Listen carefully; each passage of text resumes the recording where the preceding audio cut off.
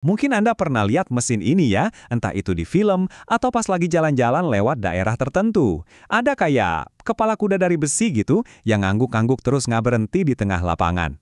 Nah, itu namanya pompa angguk. Kelihatannya sih gerakannya gitu-gitu aja, monoton, tapi di baliknya ada cerita rekayasa yang luar biasa. Yuk, kita bongkar barang-barang misterinya. Iya kan, pasti pernah lihat. Gerakannya itu loh kayak menghipnotis, naik, turun, gitu terus. Tapi pernah nggak sih Anda berhenti sejenak terus mikir, itu mesin sebenarnya lagi ngapain sih di tengah-tengah ladang kosong gitu? Kalau mau dibayangin, gerakannya itu mirip banget sama mainan burung yang minum air di gelas itu loh, yang paruhnya celup-celup terus. Gerakannya simpel, bahkan kelihatan lucu ya. Tapi, gerakan sederhana itulah yang jadi kunci dari proses rekayasa yang keren banget. Ngangkat emas hitam alias minyak dari ribuan meter di bawah kaki kita. Oke, jadi untuk ngerti kenapa mesin ini harus ada, kita perlu paham dulu masalah apa yang dia selesaikan. Soalnya gini, minyak bumi itu nggak selamanya mau keluar sendiri dari dalam tanah. Awalnya sih iya, tapi jauh di dalam sana, ada kekuatan raksasa yang seiring waktu makin lama makin melemah. Kekuatan itu namanya tekanan reservoir. Biar gampang, coba deh bayangin kaleng soda yang baru aja Anda kocok kencem. Pas dibuka gimana? Psh, isinya langsung nyembur keluar kan? Nah, tekanan reservoir di perut bumi itu kerjanya persis kayak gitu.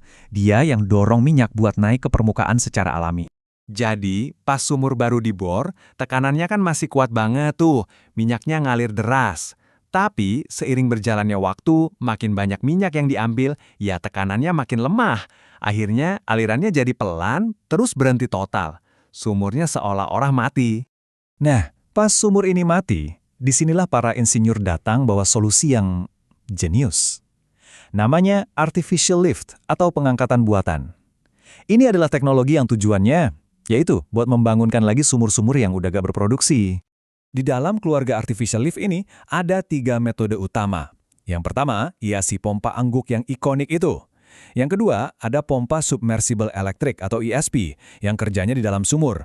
Dan yang ketiga, namanya gas lift. Ini pakai trik fisika yang cerdas banget. Oke, kita bahas satu-satu ya. Oke, kita mulai dari sang bintangnya dulu, si pompa angguk. Kalau istilah teknisnya itu beam pump. Pertanyaannya, gimana caranya gerakan ngangguk-ngangguk ini bisa ngangkat minyak dari bawah tanah? Prosesnya itu sebetulnya sangat mekanis, tapi juga elegan. Gini, pas lengan yang di atas itu gerak, naik, ada piston jauh di dalam sumur yang ikut keangkat. Nah, pas keangkat itu, dia nyedot minyak masuk. Terus pas lengannya turun, pistonnya juga ikut turun, dan mendorong minyak yang tadi udah kesedot itu ke atas. Jadi, naik, sedot, turun, dorong. Gitu aja terus, tanpa henti, ngangkat minyak sedikit demi sedikit sampai ke permukaan. Pompa angguk ini emang andal banget, tapi dia juga punya batasan. Kalau sumurnya dalam banget atau volume produksinya masif, kita butuh sesuatu yang tenaganya lebih gede. Nah, disinilah kita kenalan sama adiknya yang lebih kuat, CESP. ESP itu singkatan dari Electric Submersible Pump. Gampangnya ini tuh kayak motor sama pompa super kuat yang kita ceburin langsung ke dalam sumur. Makanya ini jadi andalan buat sumur-sumur yang super dalam atau yang produksinya gede banget. Dan yang unik, ESP ini juga jago banget kalau ternyata di sumur itu banyak airnya juga, nggak cuma minyak. Oke, sekarang metode yang ketiga. Nah, yang ini agak beda nih.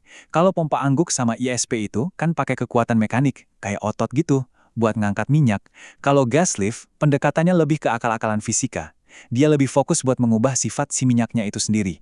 Jadi cara kerjanya gini, gas bertekanan disuntikin ke dalam pipa sumur. Gas ini nanti nyampur sama minyak, bikin gelembung-gelembung gitu persis kayak di minuman bersoda. Nah, campuran minyak sama gas ini jadi jauh lebih enteng. Karena lebih enteng, sisa tekanan alami sumur yang tadinya udah lemah jadi cukup kuat buat dorong campuran ini naik ke atas. Jadi, minyaknya itu nggak diangkat paksa, tapi dibikin jadi ringan biar bisa mengapung sendiri. Cerdas banget kan? Oke, kita udah lihat cara kerja ketiganya. Tapi, terus kenapa? Apa sih dampak nyatanya? Kenapa teknologi ini sepenting itu?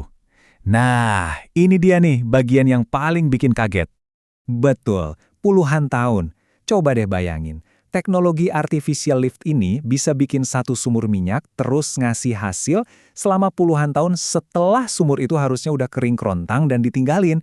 Ini bukan cuma nambah umur beberapa tahun loh, ini nambah umur satu generasi. Dan kutipan ini benar-benar merangkum segalanya. Poin pentingnya ini nih.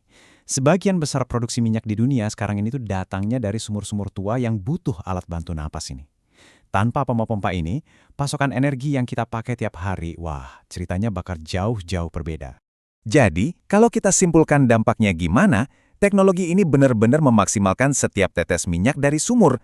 Dia memperpanjang umur ladang minyak. Dan yang paling penting, dia mengubah sumur tua yang tadinya mau dibuang jadi aset yang menghasilkan uang lagi.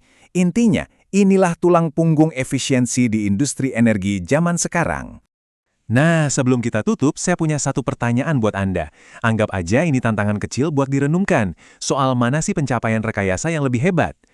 Di satu sisi, ada tantangan yang brutal, ngebor sumur baru, nembus ribuan meter batu keras cuma buat nyari sumber minyak. Di sisi lain, ada tantangan kesabaran, ngerawat sumur yang udah ada biar tetap hidup, jagain mesinnya siang malam, dan bikin sumur itu terus produktif selama puluhan tahun. Jadi, gimana menurut Anda? Tantangan rekayasa mana yang lebih bikin kagum? Apakah kekuatan buat memulai sesuatu yang baru atau kejeniusan buat mempertahankan sesuatu biar tetap berguna jauh melebihi umurnya? Coba kasih tahu pendapat Anda di bawah ya. Makasih banyak udah menyimak.